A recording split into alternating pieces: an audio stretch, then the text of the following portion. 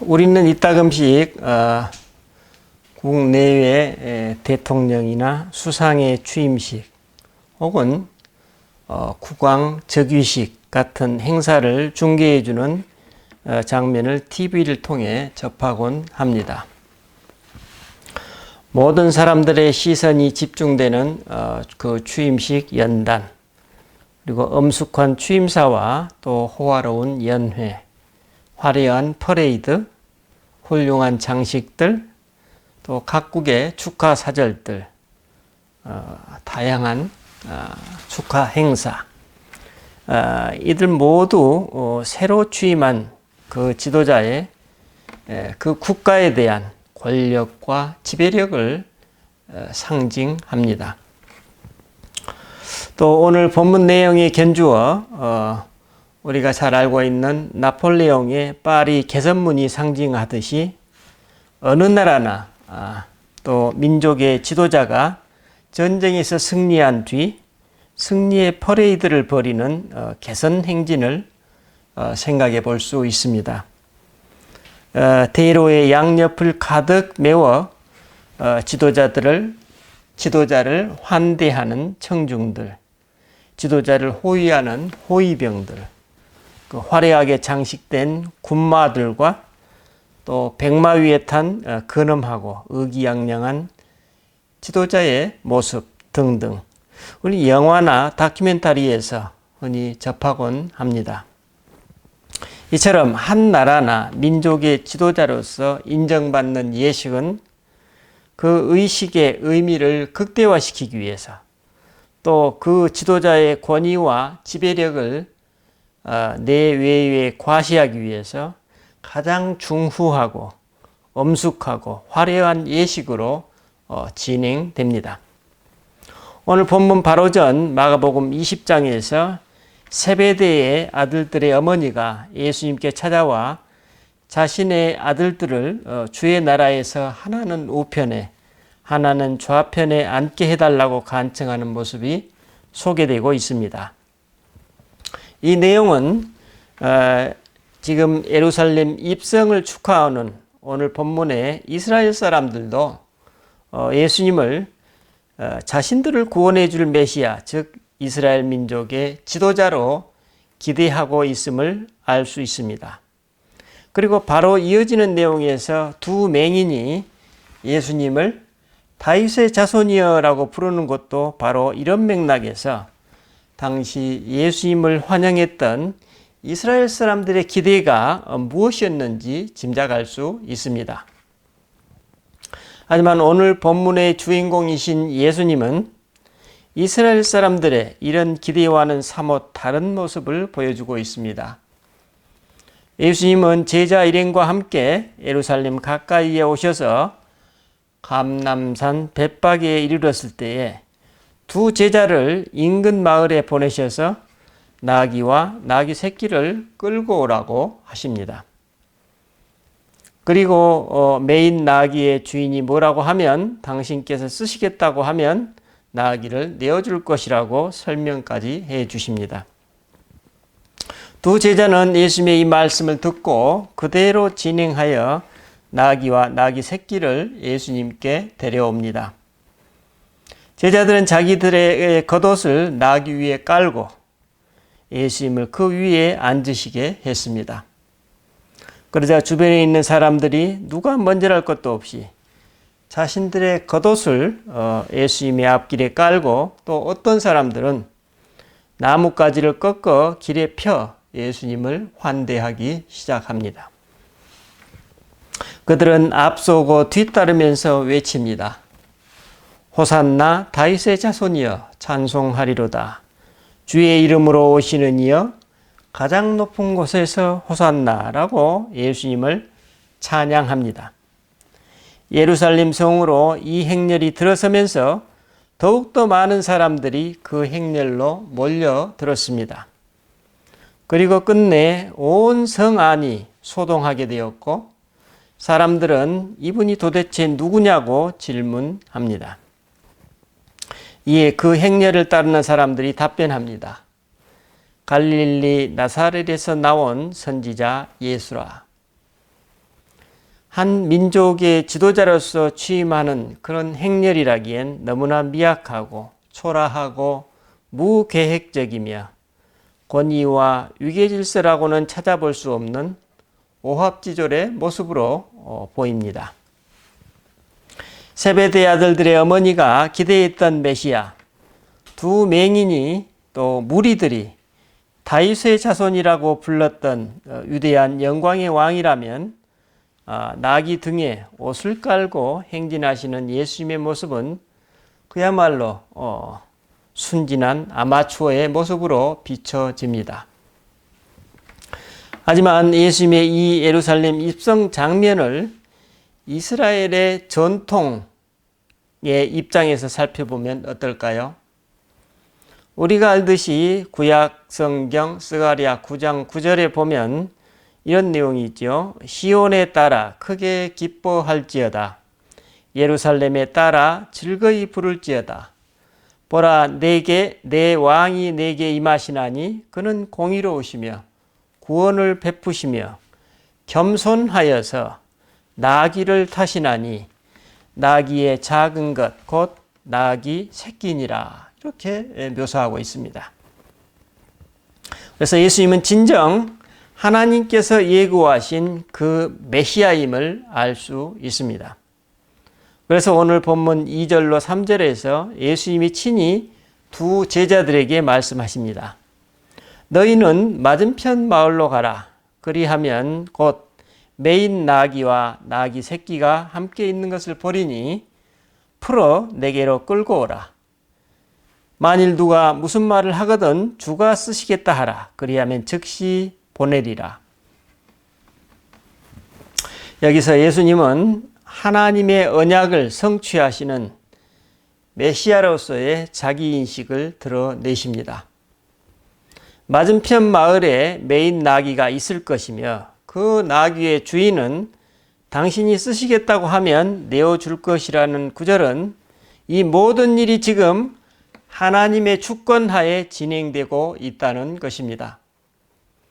그런데 그 메시아의 도래는 정복자처럼 백마를 타고 오지 않고 열등하고 평범한 멍에 매는 짐승, 나귀 새끼를 타고 온다는 것입니다. 그 메시아는 지배를 위한 전쟁이 아니라 평화를 가져오는 종의 모습으로 겸손하게 오신다는 것입니다. 즉 예수님은 당신이 나귀의 새끼를 타고 입성하심으로 당신을 통해 스가랴 선지자의 예언이 성취되고 있음을 이스라엘 사람들에게 의도적으로 보여주고 계시는 것입니다. 예수님은 다윗의 자손 메시아로서 오시지만 겸손한 분으로 그리고 자기 백성을 위해 십자가에 달리실 왕으로 오시는 것입니다. 따라서 예수님의 예루살렘 입성은 역설적인 의미에서만 승리와 영광의 입성으로 볼 수 있습니다. 바로 이런 맥락에서 마태복음 11장 28절로 30절에서 예수님이 이렇게 말씀하십니다.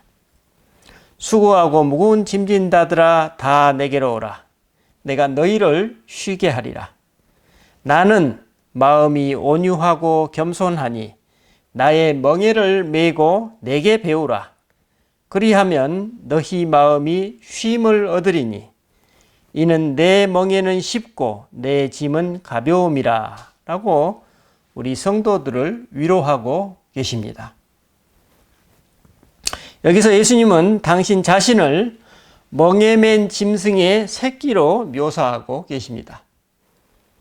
비록 지금은 나귀 새끼 위에 앉으시지만 이제 스스로 멍에를 메고 짐을 진 채 십자가의 여정을 가실 것이라는 의미를 상징적으로 지금 보여주고 계십니다.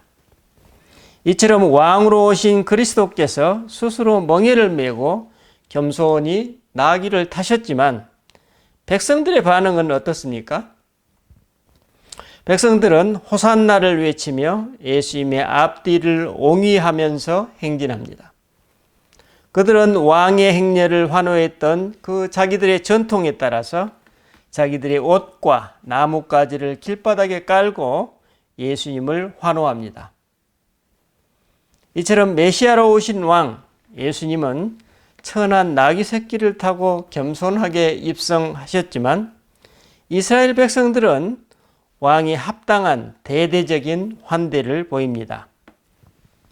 당시 예수님을 옹이한 행렬은 유월절을 앞두고 예루살렘에 왔던 순례객들이 다수였을 것입니다. 그들은 예수님을 중심으로 왕의 행렬을 이루고 예수님을 왕으로 선포하는 구호, 즉 호산나 다윗의 자손이여라고 외치며 왕의 찬가를 부르고 있습니다. 이 호산나를 직역하면 오 구원하소서라는 뜻을 의미하는 아람어 호샤나의 헬라어 음역이라고 말합니다. 다른 성경 70인역에 따르면 이를 호산나를 지금 구원하소서라고 번역하고 있습니다. 메시아로서 예수님의 겸손과 메시아를 갈망하는 이스라엘 백성들의 환대가 일치와 대척점을 동시에 이루고 있습니다. 어떤 일치와 어떤 대척점일까요? 예수님이 이스라엘 백성들이 고대하는 메시아임에는 분명하지만 그 메시아가 어떤 메시아인지에 대해서는 정반대의 입장임을 알 수 있습니다. 이스라엘 백성들은 예수님의 예루살렘 입성으로 자신들의 민족적, 정치적 해방을 기대하고 있었습니다. 그래서 그들은 주의 이름으로 오시는 이여 지금 구원하소서라고 외쳤습니다.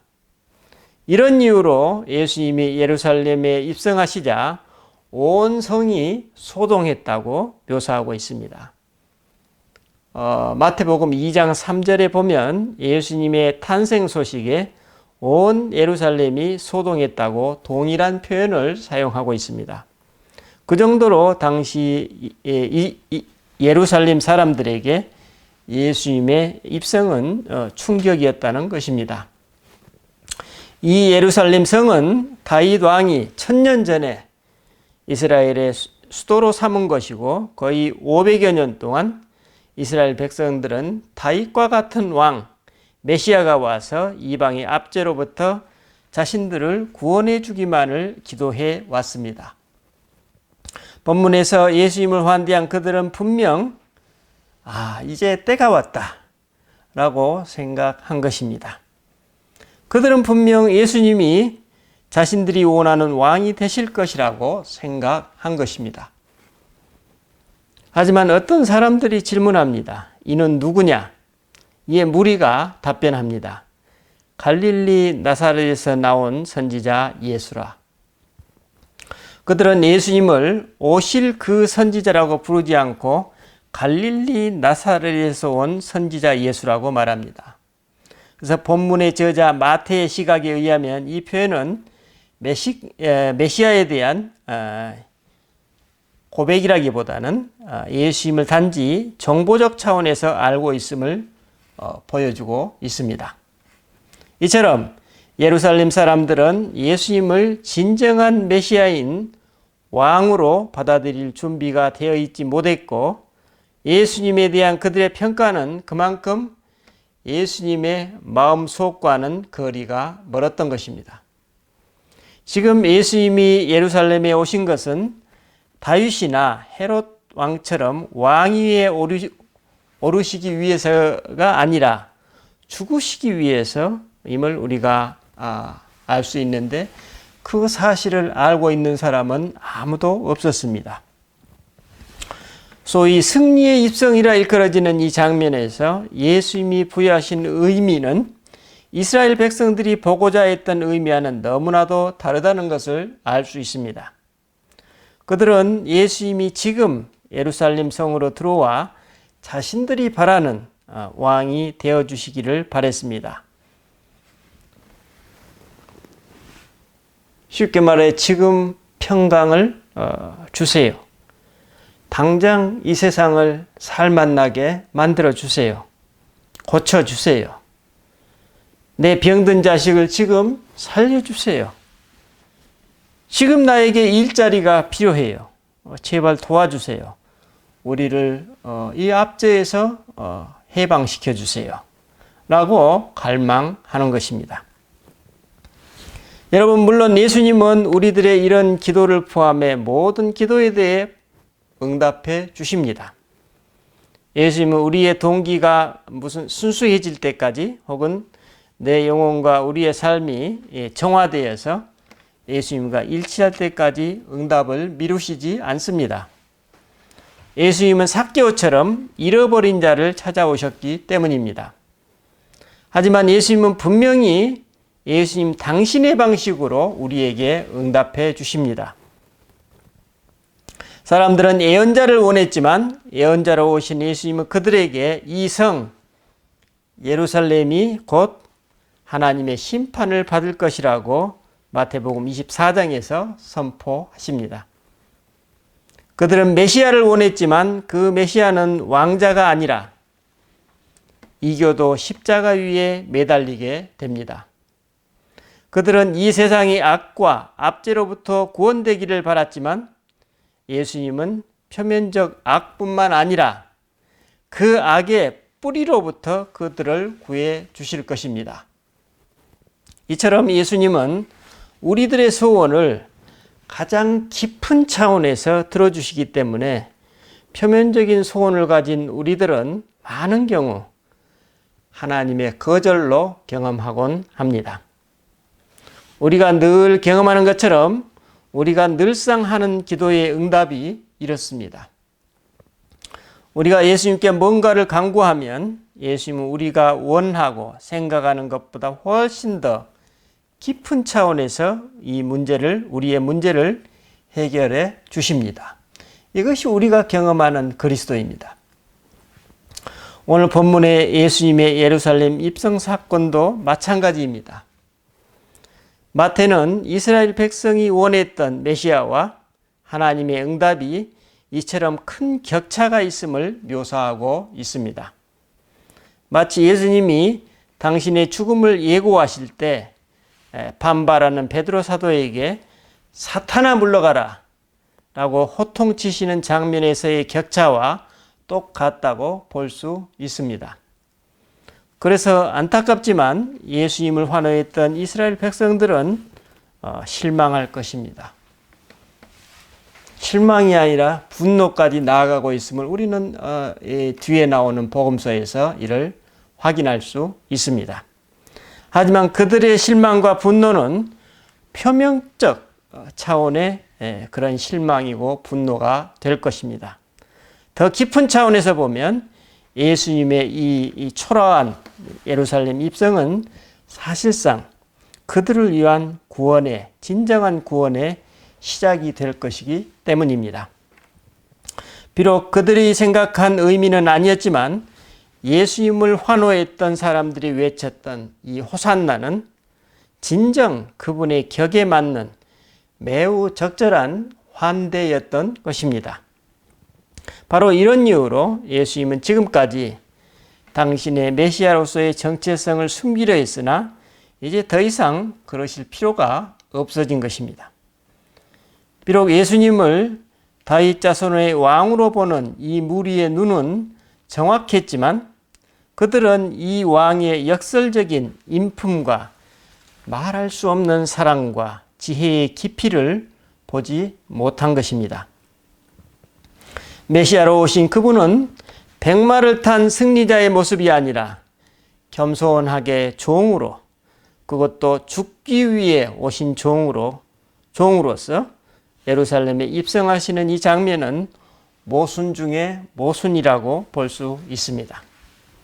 이런 모습으로 오신 메시아의 목적은 보다 근본적인 구원, 그리고 온 세상의 왕국이었기에 이 무리의 눈으로는 도저히 이해할 수도 받아들일 수도 없었을 것입니다. 이런 맥락에서 본 복음서의 저자인 마태는 본문 1절에서 이렇게 그들이 예루살렘에 가까이 가서 감람산 벳박에 이르렀을 때 맞은편 마을로 두 제자를 보냈다라고 묘사하고 있습니다. 여기서 마태는 스가랴 14장 4절 그날에 그의 발이 예루살렘 앞 곧 동쪽 감난산에 서실 것이요 라는 이 구절을 염두하면서 이 감남산을 지금 언급하고 있습니다. 즉, 이 감남산에서 예수님이 승천하셨고 또한 종말이 완전하게 이르면 이 감남산이 예수님의 재림하실 곳이라는 암시가 담겨 있습니다.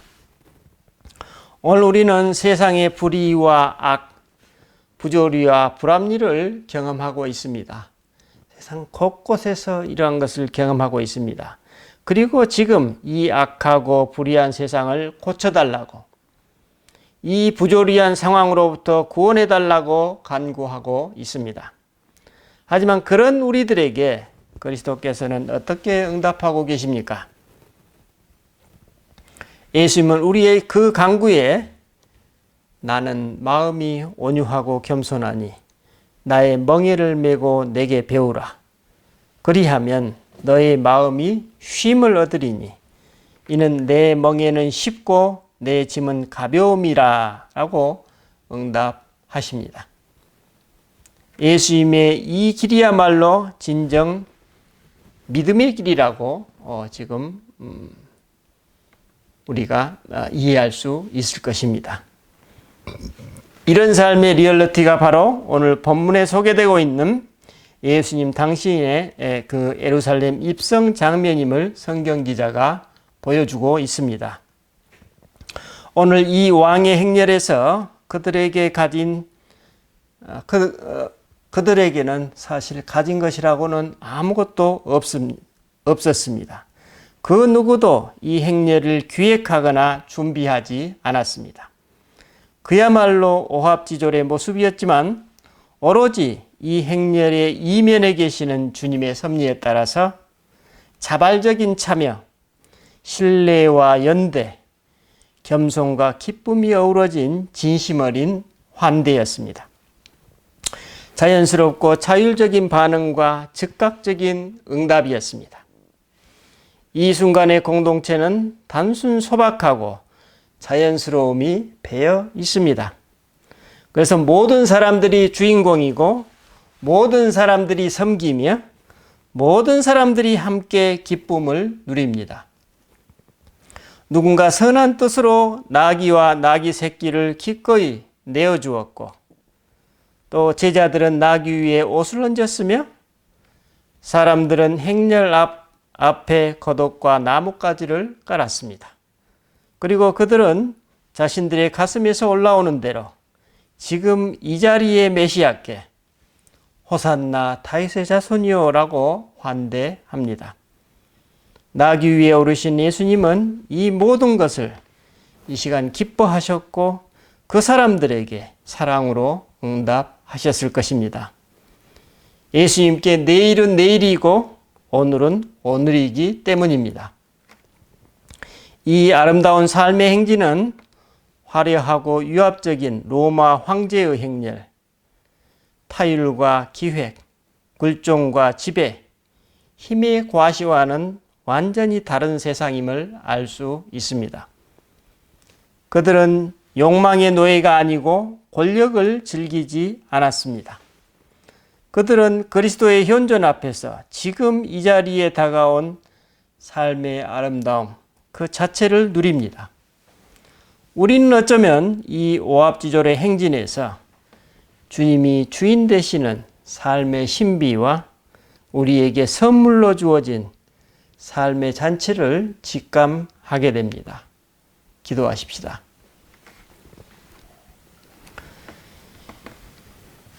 주님, 이 시간 우리 믿음의 삶을 생각해 봅니다. 우리 삶의 행렬이 어쩌면 초라하고 왜소해 보일지라도 그리스도와 함께하는 삶, 그 자체의 아름다움을 우리가 보고 누릴 수만 있다면 우리는 이 세상의 주인공이 아니어도 또 많은 것을 소유하거나 지배하지 않아도 괜찮습니다. 주님, 우리가 이 생을 살아가면서 주님께서 주신 이런 삶의 아름다움을 마음껏 누릴 수 있는 복을 주시옵소서. 감사드리고 우리 주 예수 그리스도 이름으로 기도드립니다. 아멘.